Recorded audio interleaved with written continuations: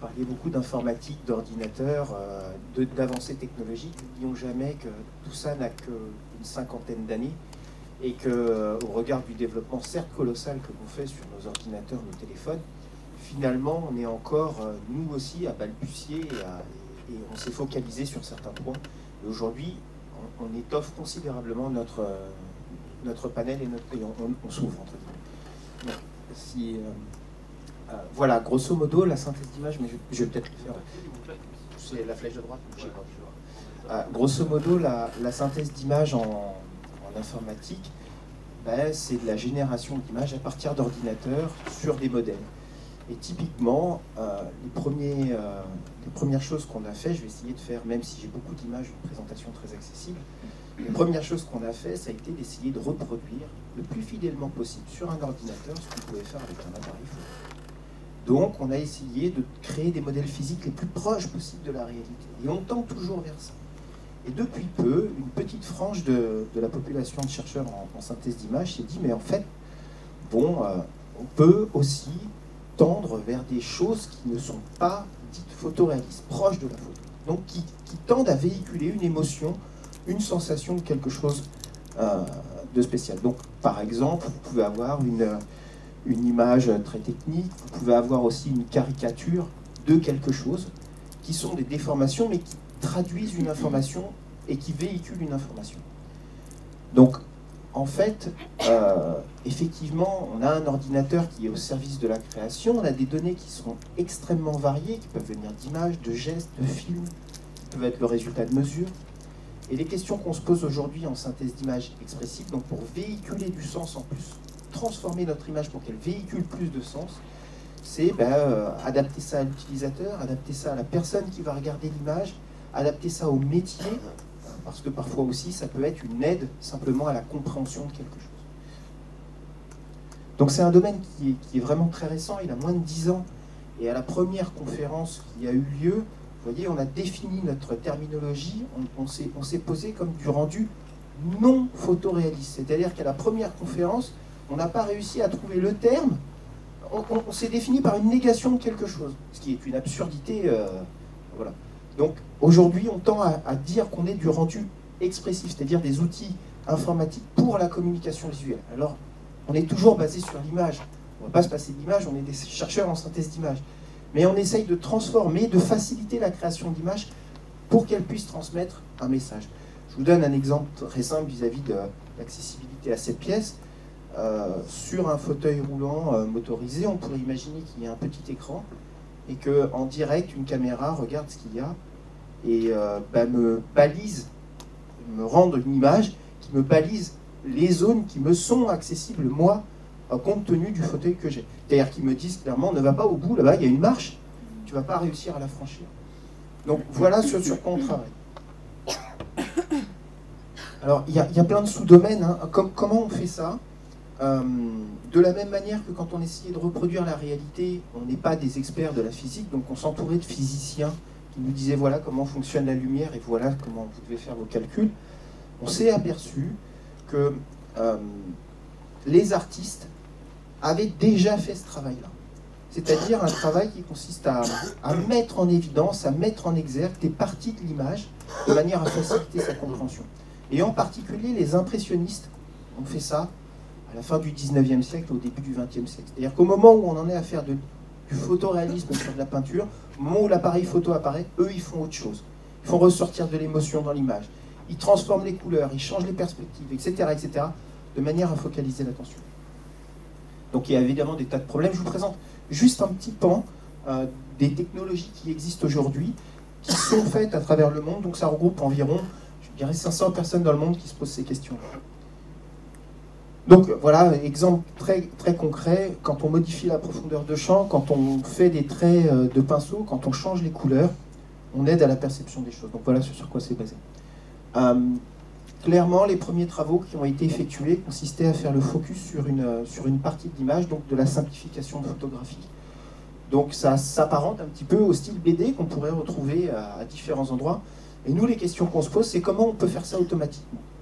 C'est-à-dire que je ne veux pas avoir un système dans lequel l'utilisateur va traiter la chose et va et ensuite va produire un contenu qui sera regardé par quelqu'un d'autre. Non, non, je veux que directement il puisse interagir. C'est pour ça que je regardais tout à l'heure, petit aparté, je regardais le film tout à l'heure, les yeux ouverts, parce que je voulais voir si quel aurait été, compte tenu des sous-titrages qui étaient faits, de la bande-son qui était faite, quels auraient été, moi, les focus au niveau de l'attention que j'aurais pu apporter sur l'image, de manière à aider quelqu'un qui est malvoyant, entre guillemets, juste à focaliser son attention sur certaines parties de l'image. Donc, je l'ai regardé les yeux ouverts, même si j'avais une très grosse envie de le regarder les yeux fermés. Vous êtes pardonné. Ouais, oui. Donc clairement, l'idée c'est d'enlever du détail, c'est les technos qui apparaissent le plus facilement, mais on peut se poser immédiatement la question de qu'est-ce qu'un détail.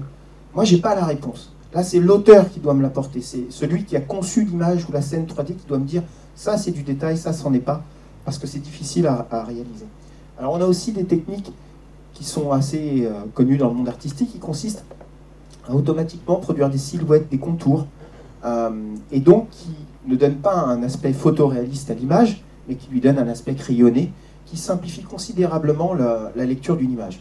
Un exemple très concret qu'on utilise tous, c'est la base de croquis, ou par exemple le dessin architectural, où à un moment, quand on va vous faire un plan, ben, on ne va pas vous mettre des photos du sol, on va vous faire des traits de crayon, parce que ce qui compte, c'est d'aller à la compréhension de l'information.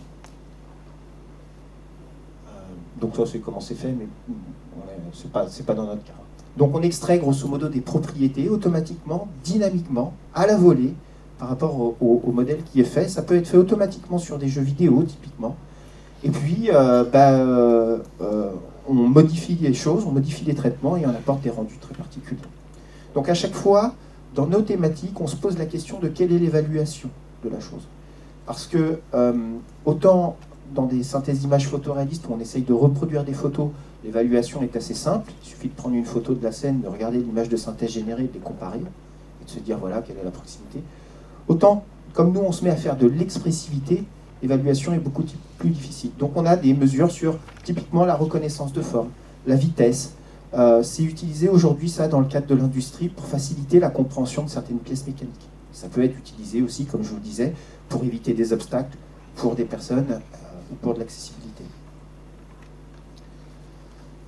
Une autre technique qui a été utilisée notamment par les botanistes consiste à enrichir l'image. Parce que bien souvent, on considère qu'on va faciliter son accessibilité en diminuant les données qui sont dedans, mais on peut aussi enrichir l'image, comme c'est le cas ici sur les nervures des feuilles qui sont carrément amplifiées. Et en général, c'est un jeu de couleurs qui est fait à la volée. Voilà sur une image. Sur une balle de golf, typiquement, où on a augmenté tellement l'éclairage qu'on perçoit beaucoup plus sur l'image de droite les courbures qui sont présentes sur cette balle. Clairement aussi, il y a un pan de l'économie qui s'est très rapidement penché sur l'accessibilité, c'est tous les gens qui produisent des notices de montage. Clairement, quand vous achetez un meuble, je ne vais pas citer de marque, même si on est filmé, mais bon, j'allais dire chez Ikea, parce que c'est devenu le rendez-vous social du dimanche, vous achetez un meuble, vous avez une notice de montage qui est ultra simpliste. Il n'y a absolument pas dessus le dessin précis de la nervure du bois que vous allez avoir, ou la couleur rouge, vert, bleu, etc., etc. Ce que vous avez, c'est une notice qui vous permet de monter ça de manière express.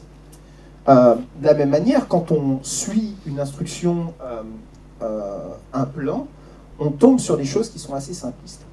Donc ça, ce sont des choses que nous, on génère automatiquement à partir de données qui sont complètes et riches. On peut le faire aussi dans l'autre sens, sur des vues en coupe, qui seraient faites automatiquement de manière à aider la compréhension. Typiquement, un projet sur lequel on travaille actuellement dans mon université, enfin dans mon groupe de chercheurs, c'est ok, je me balade avec dans la rue, et que je sois hop, ça c'est l'outil du montage, et que je sois que j'ai un handicap ou que j'en ai pas, la question peut se poser de tiens, comment je me déplace?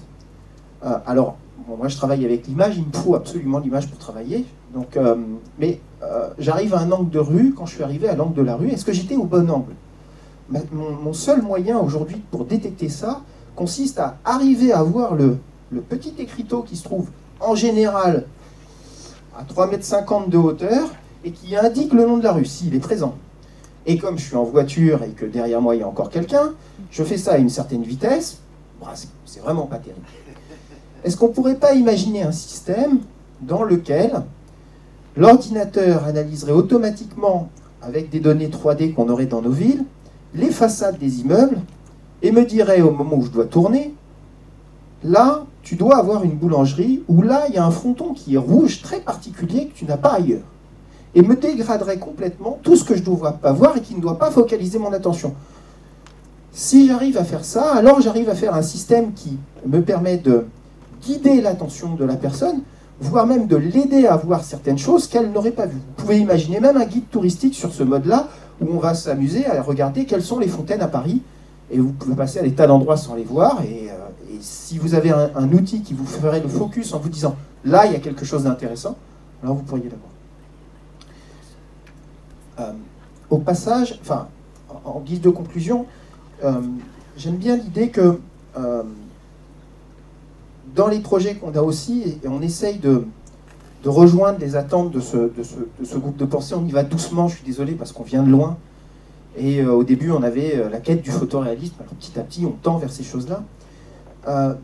Mais vous voyez, dans les projets qu'on a aussi, on se dit, ce serait très utile, d'une manière expressive, que les gens qui ne souffrent pas d'un handicap ou d'une déficience quelconque puissent percevoir ou comprendre ce que les autres voient ou perçoivent.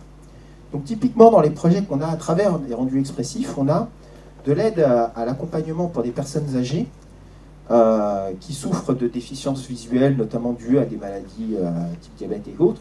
Et dans les choses qu'on essaye de produire, on a aussi des scènes telles que les perçoivent aujourd'hui les gens qui souffrent de ces déficiences-là. Donc, et j'aurais envie de dire que c'est très important pour le panel de citoyens que nous sommes tous. On est conscient que les gens ont besoin d'outils pour avoir de l'accessibilité.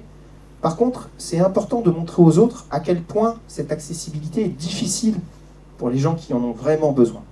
Et on est souvent éloigné de ces préoccupations-là. Et donc, dans l'idée, c'est aussi de produire des outils pour montrer aux gens voilà ce que telle personne perçoit aujourd'hui. Voilà ce qu'il voit, voilà quel est son champ de vision, voilà ce qu'il voit, voilà comment il perçoit les contrastes, voilà pourquoi il ne les perçoit pas. Et regardez, c'est sa réalité à lui, c'est aussi celle-ci. Donc, guise de conclusion, vous voyez, aujourd'hui, la synthèse d'image se sépare un peu en deux parties. On est tous amis, évidemment, mais d'un côté, on a la partie simulation, c'est le photoréalisme. De l'autre côté, on a la partie stylisation. Aujourd'hui, les gens préfèrent voir des stylisations. On est dans le subjectif plutôt que dans l'objectif, clairement, dans ce qu'on produit et dans ce qu'on essaye de produire. Et on essaye de faire ça pour de l'aide à la compréhension et de l'aide à la décision. Voilà. Merci beaucoup. Ce qui est tout à fait étonnant, c'est de voir que l'art, via l'informatique, peut répondre au problème de la déficience. Je trouve ça tout à fait enthousiasmant, et presque poétique. Après tout, dans ce monde de brut, c'est pas plus mal. Et je ne vous laisserai pas dire quoi que ce soit. C'est ce que j'avais une remarque à faire. Allez-y. Juste une petite remarque par rapport à l'art. Si vous vous intéressez à la première exposition qu'il y a eu lieu sur l'impressionnisme, vous apercevrez que les gens regardaient les tableaux impressionnistes de la même manière qu'ils regardaient les dernières peintures de Corot et autres qui étaient assez photoréalistes. Je vous invite à regarder Les Raboteurs de Corot, c'est magnifique, mais c'est très photoréaliste. Et en fait, les peintres leur ont expliqué que ça ne se regardait pas du tout de la même manière.